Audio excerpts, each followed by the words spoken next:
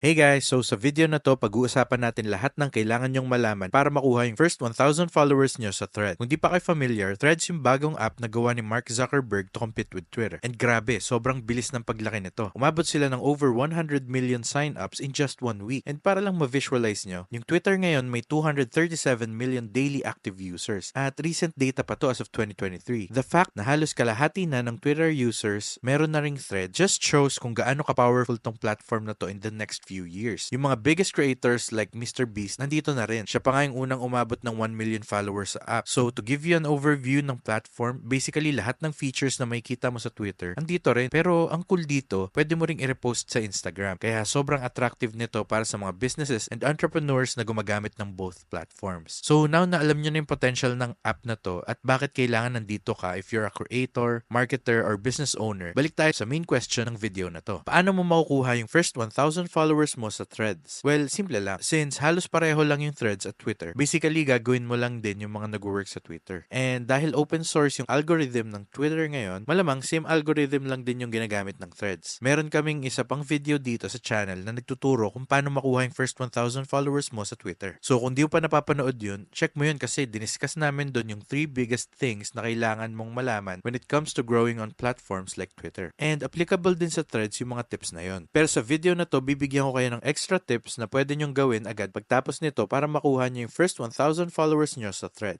Unang tip, kailangan matutunan mong maging good user sa platform. Kung gusto mo talagang maintindihan kung paano gumagana to, lalo na kung plano mong maging full-time creator dito. Kaya nga si Mr. Beast, sobrang daming oras na inispend niya kakapanood ng YouTube videos para pag-aralan yung platform. Kasi kailangan talagang passionate ka sa paggamit ng platform para maintindihan mo rin siya as a viewer. So dahil ang Threads ay isang word platform, kailangan hilig mo talagang magsulat at magbasa ng written content para magets mo kung paano gumagana to sa perspective ng consumer. Tapos pag nag-start ka ng gumawa ng sarili mong account, may intindihan mo both sides and mas makakagawa ka na ng content na mas swak sa audience mo. Now, di ko naman sinasabi na kailangan lagi kang active at nagko-consume ng content sa platform para maging successful. Actually, di mo kailangan gawin yun para makuha yung first 1,000 followers mo. Maraming ang YouTube channels na owned ng mga tao na hindi naman nanonood ng YouTube at all. Pero may hundreds and thousands of subscribers sila. Pero rare to, lalo na pag tinignan mo yung mga huge creators na may millions of subscribers. Malamang inaral din nila yung platform by consuming content. Next tip, gamitin mo yung 80-20 rule sa paggawa ng post. Basically, sinasabi sa rule na to na 80% ng social media post mo dapat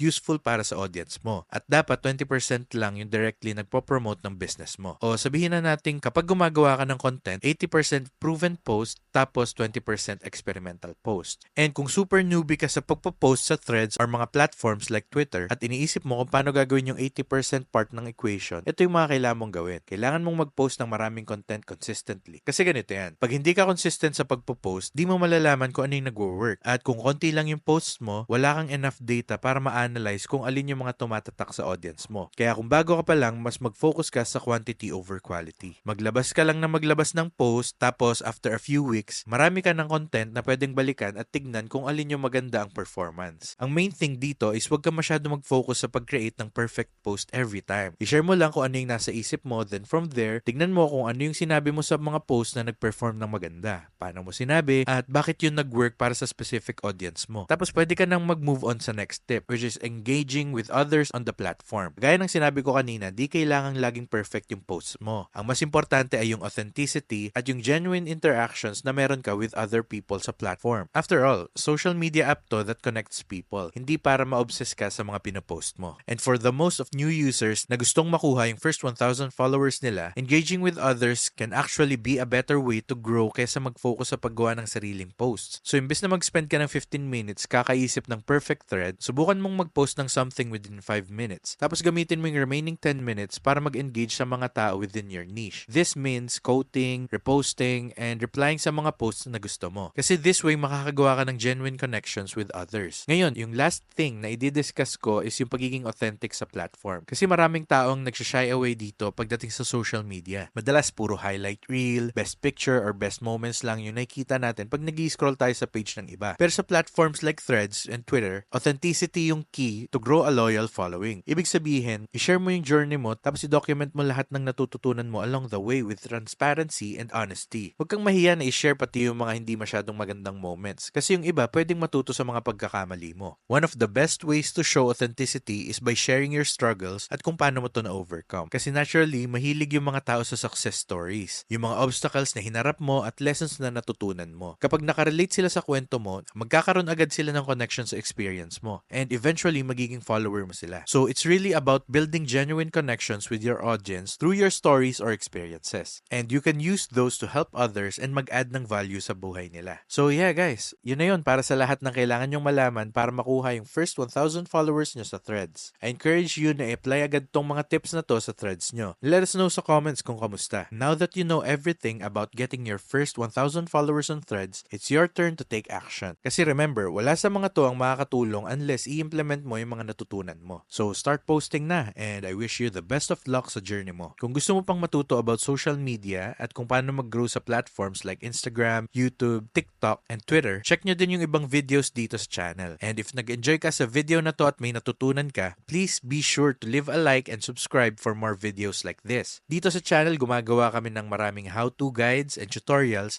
na dedicated sa pagtulong sa mga bagong entrepreneurs na magsimula ng business nila at sa mga bagong content creators na katulad mo para mag-grow sa social media. So, thank you guys for watching and takit sa next video.